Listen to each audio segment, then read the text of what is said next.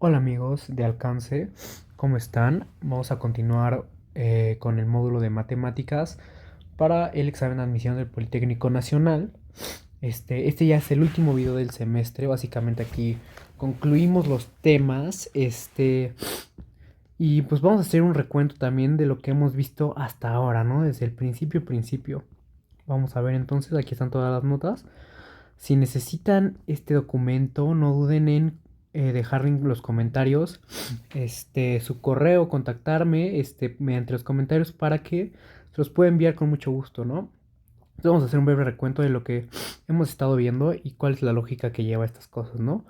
Primero vimos los números reales, ¿no? Básicamente, el fundamento de todas las matemáticas, de la geometría y de todo lo que hemos visto, pues son los números, ¿no? Los números arábicos vimos que iniciaron en Mesopotamia y pues bueno, después empezamos a clasificarlos hasta llegar a los números reales que incluyen a los naturales, que incluyen a los naturales cerrados, a los enteros, también a los racionales, y vimos algunas de sus características, etcétera, ¿no? Hasta llegar a este diagrama de Venn, que son los números reales junto con los racionales, los enteros, los naturales y los irracionales. Sí, ¿no? Los irracionales. Y eso es lo que encontramos, ¿no? Después eh, vimos los polinomios, ¿no? Y es interesante porque el polinomio es, digamos, desarrolló ampliamente el concepto, René Descartes, ¿no? En su libro de la geometría. Pues el tema de hoy también fue desarrollado ampliamente por René Descartes en ese mismo libro. Entonces, pues bueno, como pueden ver, René Descartes fue una figura muy importante en el desarrollo del álgebra y de las matemáticas, ¿no? Vemos que es un polinomio, cómo se define el grado de un polinomio, los monomios, los binomios, los trinomios y finalmente los polinomios, ¿no? Que son básicamente el segundo pilar para la construcción del álgebra. Después vimos las ecuaciones de primer grado, ya sabiendo los números, ya sabiendo los polinomios. Ahora ya vamos a ver qué era una ecuación, que básicamente son polinomios, pero con letras adentro, ¿no? Ahora, este concepto fue desarrollado por Al-Khwarizmi, quien fue un árabe, matemático árabe, que desarrolló estas ecuaciones, ¿no? Vimos la fórmula, digamos, bueno, en este caso vimos un ejemplo práctico, que son las regresiones lineales, que son ecuaciones, ¿no? Em, entonces, vimos que son igualdades y pues bueno, vimos cómo resolver las igualdades, que básicamente es despejando las ecuaciones para encontrar la incógnita. Así de sencillo, ¿no? Después ya pasamos a las ecuaciones cuadráticas, que son polinomios de grado 2 en donde ya la resolución es un poco más compleja, pero no va más allá de simplemente aplicar ciertas reglas o inclusive hacerlo por la fórmula general y encontrar la incógnita, ¿no? También vimos su forma geométrica, que es la parábola, pues explicamos los métodos de resolución, que es por factorización, por el método de la tijera, por fórmula general, etcétera. Vimos los pasos, pueden encontrar los videos anteriormente en este mismo canal de Alcance, ¿no? Después vimos la fórmula general, vimos su demostración o de dónde sale la fórmula general, y vimos ejemplos de cómo utilizarla, ¿no? Después vimos las funciones logarítmicas y exponenciales, básicamente sus propiedades, los logaritmos para qué nos funcionan, sus aplicaciones, el dominio y el rango, tanto del logaritmo como de la exponencial, y cómo resolver algunas ecuaciones con estas particularidades, ¿no? Bueno, primero vimos los logaritmos, luego vimos las exponenciales, igual su dominio, su rango, cómo se hacen sus gráficas, sus propiedades y algunas ecuaciones y cómo resolverlas que están muy relacionadas con los logaritmos, ¿cierto? Después llegamos a la trigonometría, ya en términos más geométricos, el estudio de los triángulos, ¿no?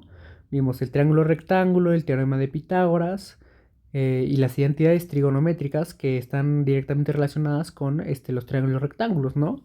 Que es el seno, el coseno y la tangente, cómo se definen, junto con el ángulo, teta. Vimos Ocatoa para recordar cómo sacar estas identidades trigonométricas. Después vimos un poco de la resolución de triángulos, de cómo se utilizan estas identidades trigonométricas para encontrar la altura de los triángulos y los lados. También vimos cómo resolver triángulos generales, es decir, partiéndolos en triángulos rectángulos para poder resolverlos. Vimos después otras identidades trigonométricas, las principales, además de SOHCAHTOA. Vimos pues de dónde sale en otras identidades y de dónde también sale el teorema de Pitágoras, utilizando estas identidades trigonométricas y llegando pues a la identidad que vemos hasta el final de seno cuadrado de teta es igual a 1 menos coseno cuadrado de teta. Vimos otras identidades trigonométricas. Después vimos las gráficas de las funciones trigonométricas, el seno, el coseno y la tangente, y de las inversas, ¿no? Posteriormente hablamos de la geometría euclidiana, que simplemente es la geometría que se encarga de los sólidos y de los planos, ¿no? Vimos qué es la geometría euclidiana y qué no es la geometría euclidiana, como lo son la superficie de las esferas, ¿no? Vimos los axiomas, los postulados y cómo funciona esta geometría euclidiana y cómo identificarla, ¿no? Después, y por último vimos las secciones cónicas, ¿no? ¿Para qué nos sirven? ¿Cuáles son las secciones cónicas?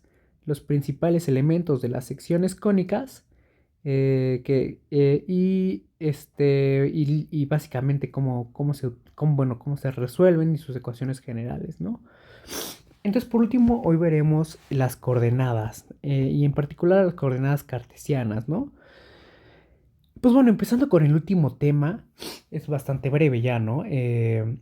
Vamos a empezar hablando del plano cartesiano, porque para hablar de las coordenadas, pues es necesario hablar del plano cartesiano, ¿no? Como mencioné anteriormente, al igual que los polinomios, esta idea fue desarrollada por René Descartes, quien fue un matemático que vivió entre 1596 y 1650.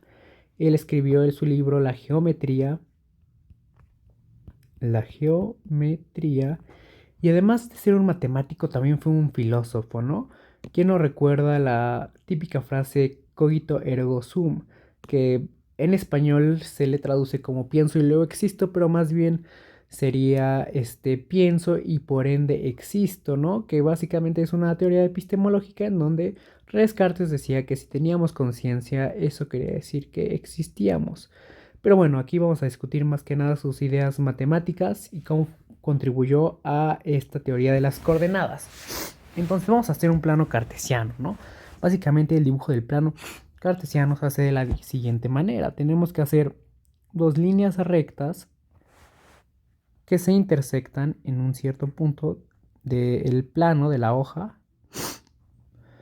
Y bueno, entonces en este plano vamos a tener rayitas, digamos, hacia el lado derecho, hacia el lado izquierdo, hacia arriba y hacia abajo. Entonces este lado van a ser los números enteros positivos, 2, 3 y 4. Aquí también los números enteros positivos, 2, 3, porque nos pusimos 3 rayas. Aquí van a ser los negativos. Aquí van a ser los negativos también. Y esto es lo que se le conoce como el plano cartesiano. Hay que reconocer que en el plano cartesiano, teóricamente y geométricamente hablando, se puede dividir entre el 0, que a este le vamos a llamar el origen, este punto va a ser el origen. Podemos dividir entre el 0 y el 1 infinitas veces. Digamos que yo hago 2 rayas aquí, luego esto lo parto a la mitad, luego hasta la mitad, así, así, así.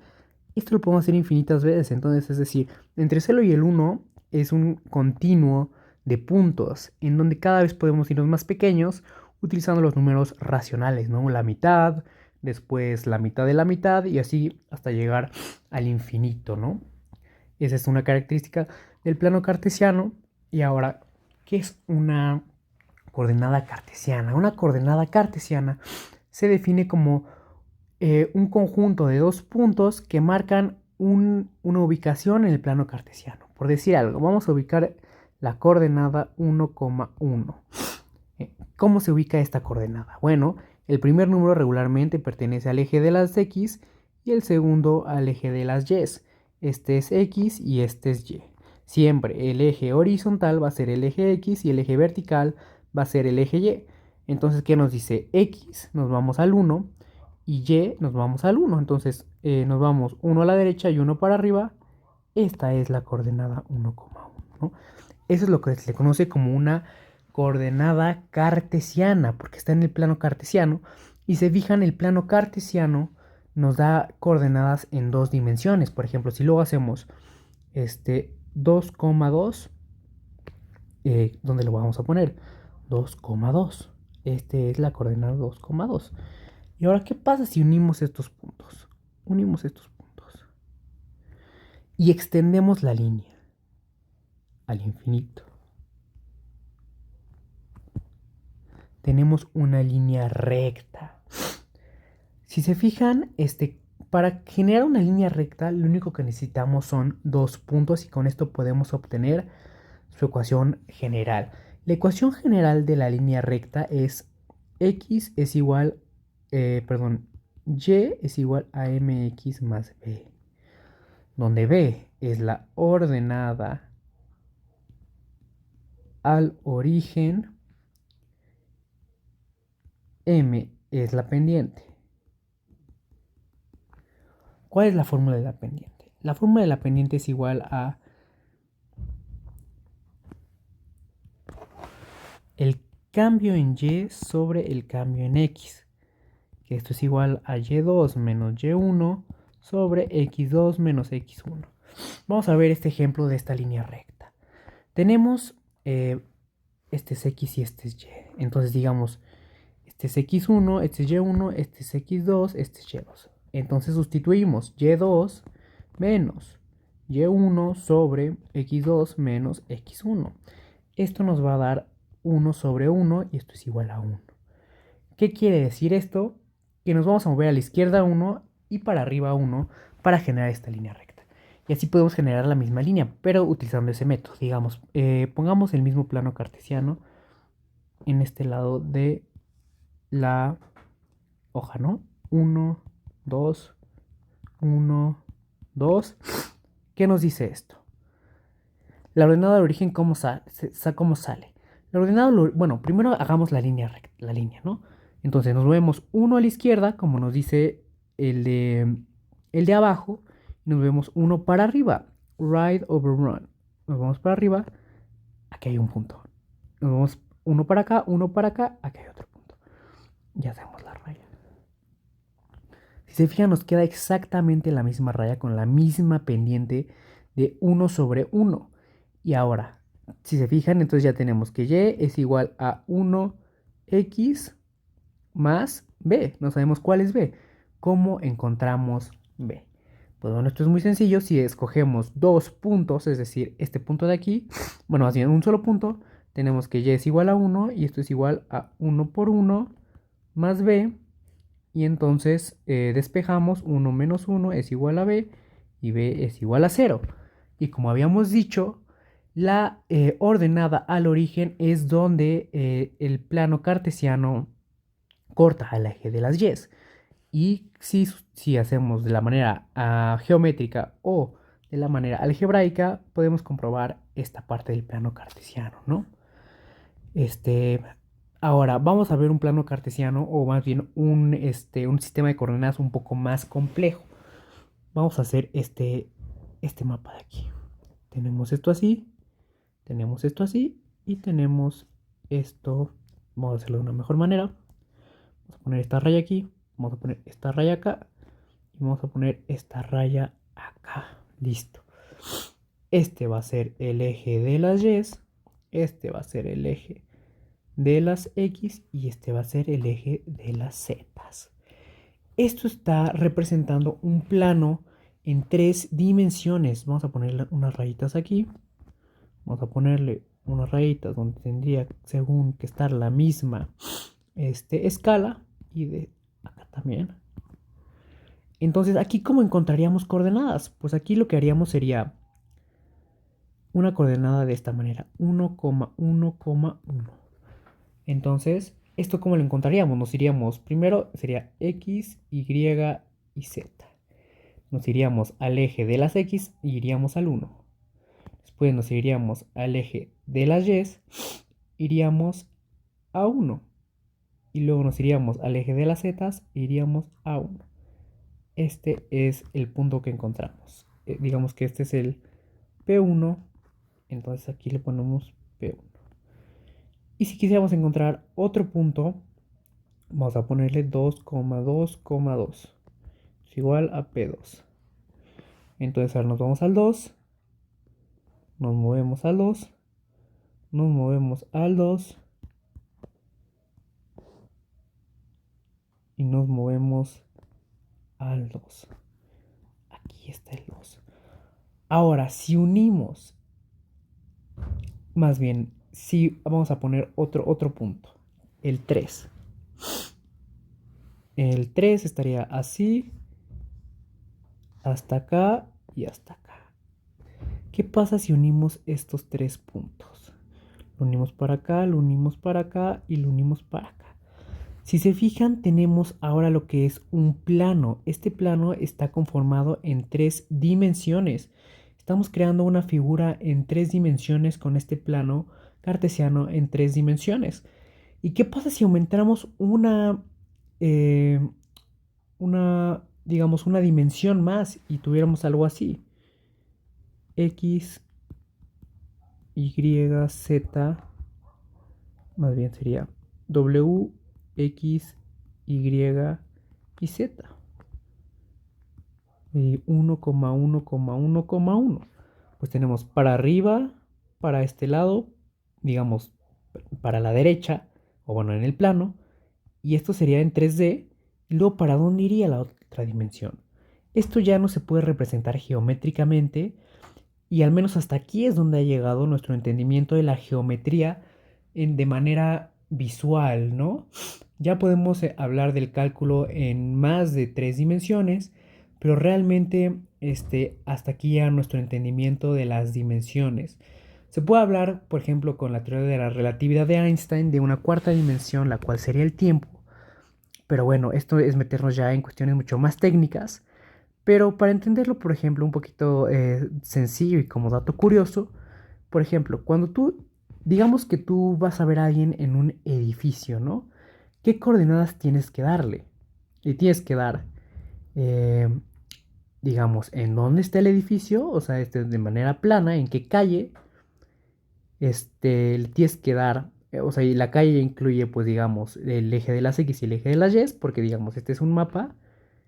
Entonces tú le vas a dar dos coordenadas, ¿no? 2,2, porque aquí está el edificio. Pero el edificio se levanta en 3 dimensiones, ¿están de acuerdo? El edificio no es plano, el edificio realmente es un rectángulo que se levanta en 3 dimensiones. Entonces, aunque tú ya le mencionaste en qué parte del plano de la ciudad está el edificio, si esta persona llega simplemente aquí, no vas a ver en dónde encontrarte porque hay fondo del edificio. Entonces le tienes que decir en qué piso estás. Y esa es la coordenada Z, la en qué piso estás del edificio. Pero bueno, si yo nada más te digo a ti, te veo en el edificio tal, en el piso 25, y ya, solo te digo eso, ¿qué más falta para que tú me puedas encontrar? Ya tenemos 3 dimensiones espaciales. Pero ¿qué más falta para que me puedas encontrar? ¿Cuándo? ¿Qué día y a qué hora, no? Entonces el tiempo es necesario para poder encontrarme. Y es por eso que entonces el tiempo esta es una manera de ilustrar cómo el tiempo puede ser parte y conformar la cuarta dimensión, ¿no? Pero bueno, esto obviamente de manera matemática va mucho más, más allá de esta explicación bastante intuitiva, pero bueno, es la idea general, ¿no? Y bueno, básicamente eso es todo por hoy por el video de las coordenadas y las coordenadas cartesianas.